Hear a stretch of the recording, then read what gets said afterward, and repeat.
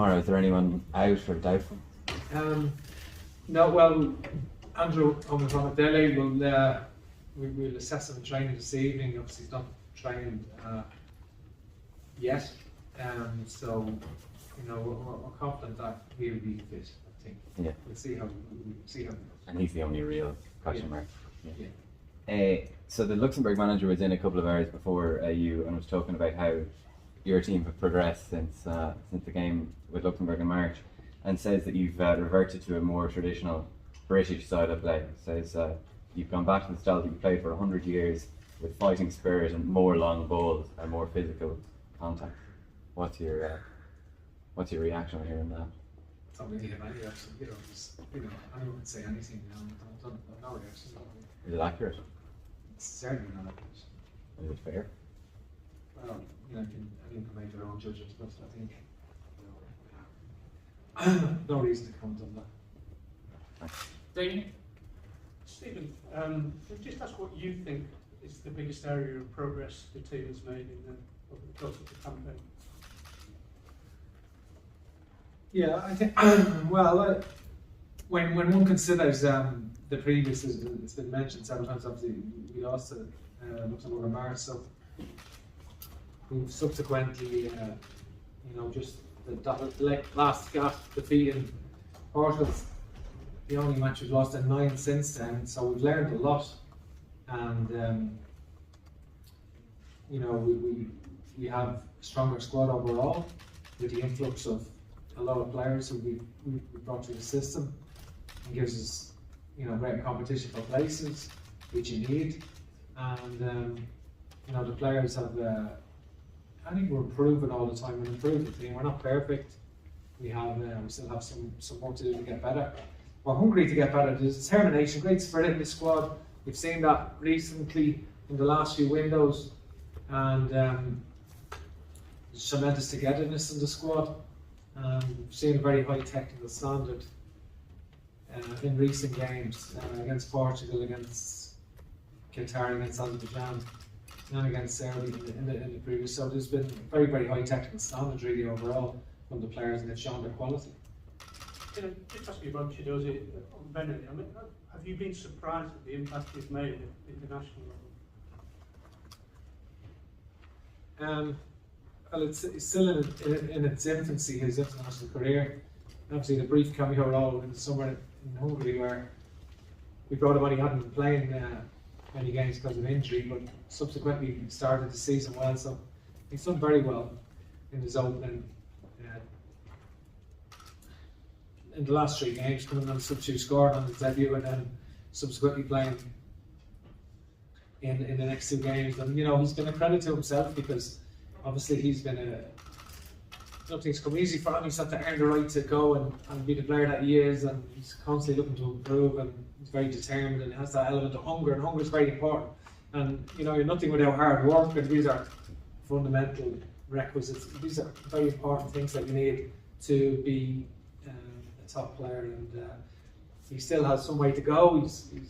He has areas to improve, and he's looking all the time to work and improve on that. Thank you. Stephen, there's been a lot made about the creativity within the Irish side. The defence has always been solid, but I think one thing that we're seeing now is launching attacks from the defence, even Shane Duffy's driving out with the ball. Is that something you've been working on, that potentially if the creativity is not coming from midfield, it might be coming from the defence? We don't look at the creativity as just something that's for the attacking players or for the defenders. We're looking for the overall partners of the team, the cohesive quality throughout the team, and I think that's what you're looking to build. You're looking for everyone to be comfortable with possession, and key things like adapting your position between midfielders and defenders, and midfielders and forwards. I think it's always been movement off the ball to receive, to receive the ball. So these are all things we need to constantly improve. These are all areas that we're working on all the time to get better. And the players are what they want in possession is more options. Ideally, when the player wants more options. All the best teams, they all seem to always have options, and that's an area that we want to continue to improve in. We're getting better, but we want to continue to strive to get better. We're hungry to do well and to get better, and tremendous work ethic in the group, and you know, determination to really improve. And in terms of Shane Duffy himself, he's come a long way in the last couple of weeks, I think. How much of that has already been within what he has in his locker, and how much of that have you seen improving since he's been given an opportunity to do so?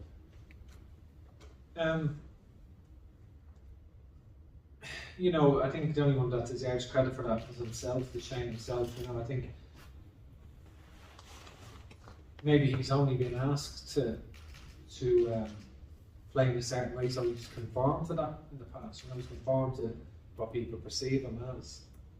And but both at club level and international level, the demands are changing. The game's evolving all the time. You have to evolve with it. Styles are evolving. Being comfortable in possession is critical, and he's obviously worked on that aspect of his game and shown a lot of quality in the last few months. I think, you know, now he cannot be determined as just a big traditional number 5. He's shown that he has an all-round game now, and I think he's improved a lot of aspects of his game. That's himself every day, I'm sure, working on the training now, and that's credit to him. Final question in the live section. Stephen, one of the cliches of football is the league table never lies. Would it hurt you and the group to finish third? To finish fourth? And what value would you put on finishing third? Yeah, I think it's, you know, one of the things we're on is a good run of results in terms of, as I spoke about, the 9 games and the level of performance has been good, so we want to back that up after the day against Portugal. We don't want to play Portugal, play extremely well, full house, and come over here and lower our standards. You know, it's important that we keep going, that we push on again, and that we try to win tomorrow night. And that's already determined to try and do that. That's very important for all of the group, and we want to go and put in a strong performance. Luxembourg, you know, our technical team, good team, possession-based team, and so we'll have to earn the right to win, and we'll have to really work hard to win. But we're very determined to do that, and you know, we want to make sure that we're ready and ready to go. Okay, we're going to the embargoed section now, so everything from this point onwards is 11 PM, please. First question in the embargoed section. Raise your hands. Yes, Paul? Stephen, do you think that Ireland were a bit more direct against Portugal a few days ago than say they were in our early, the early World Cup qualifying games? It was just, can you explain, perhaps just talk a little bit around that, if that's accurate or not? No, I personally would not find that accurate. You know, I would not. That's a personal viewpoint. Everyone has their own viewpoint. You know, that I would not. I think, you know, it exploits space. Portugal committed a lot of players, to be fair, to a very big press against us, to something like that left space, for example, for Chilozzi, and you're going to maximise that if that is the case, of course. You know, and that's that, you know, that would be, not everyone would commit that amount of players, but no, I think all the players were always available to receive the ball. Both midfield players, Jeff Hendrick and Josh Cullen, and the back 3 were all comfortable in possession. So the wing backs, of course. So I don't think there's definitely no deliberate intention to be more direct or, you know, or certainly. But a long pass is a good pass as well. You know, if everyone commits and crowds the space and leaves Chilozzi one-on-one, we're going to maximise that as well. Philip? Stephen, you mentioned this statistic of 1 defeat in 9 games quite a lot. I mentioned it before the Portugal game. Is the one that's not the most worrying statistic, Stephen, is we've had 1 competitive win in 14 matches. Is that not worrying you more? Is it time to make that statistic not as grim after tomorrow night's game? Well, I think, you know, we definitely want to, you know, we want to win tomorrow night. That's the ambition. You know, you know, I think there's no point in going back to you know, before last March or last March. I think since then we're in a good run of form. So we want to maintain that for as much as we can. The players have improved. I think these are different environments. So not COVID-filled camps where you lose 8 or 10 players through COVID or injuries in those periods. These are camps where we actually have our most of our squad available, and it's tremendous spirit in the group. We're getting better all the time. You're right, we had a barren period, of course we had, you know, we're not denying that. But you know, you can see the confidence in the group, you can see it. The Irish public are very excited by that. I think they you know, they saw the Qatar, Serbia, Azerbaijan, and I think the other night against Portugal. Like, so it's the Irish public are excited by the team, and they have every right to be because the team's emerging, and you know, it has the capacity to improve again and do very well in the future. And tomorrow night is another game that we. Of course, it's a game that we have a huge desire to win, and hopefully we can do that. I mean, How would you assess the campaign today? You know, overall, of course, we want to have more points than we have. We're not trying to hide behind that. You know, of course, it's no doubt we would. But listen, we've seen in recent times the quality of some of our performances. We want to continue with that. You know, I think what happened is, I think overall our performances against Serbia and Portugal, home and away, have been very good. But obviously, our performance against Luxembourg wasn't good in Dublin, and we're disappointed to not maximise the home advantage of Azerbaijan, of course. And I think that's, you know, whether we had it, whether we would have got the other side of Serbia with the 2 home results, probably not. But I think the performances against Serbia home and away and Portugal home and away have been to a very, very high standard. But obviously, we know the performance against Luxembourg at home wasn't.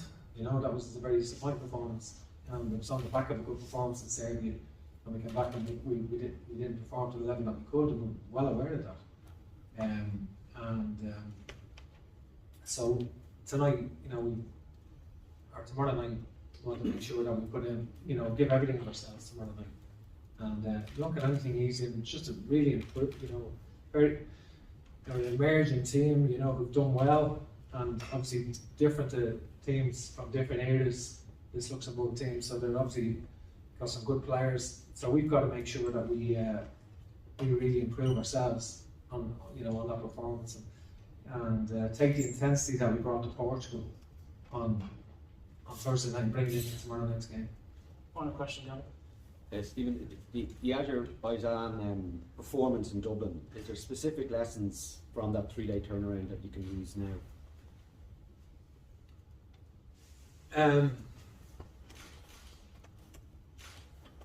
The lessons from the turnaround, well,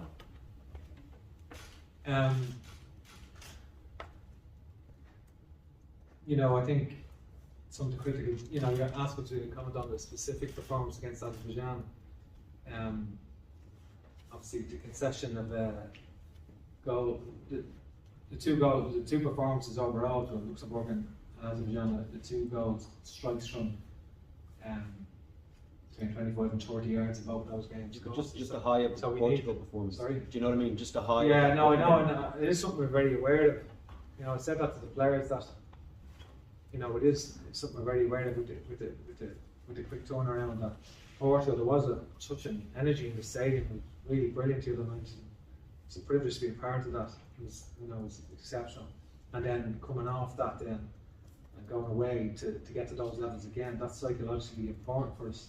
And but we, you know, we've no excuses for that. We certainly want to make sure, you know, you know, that's what we're here for. You know, we can't use that as an excuse. We've got to go and make sure that we're ready for it, and make sure we're absolutely ready tomorrow and try and get that victory. Thank you very much, guys. Cheers. Trains.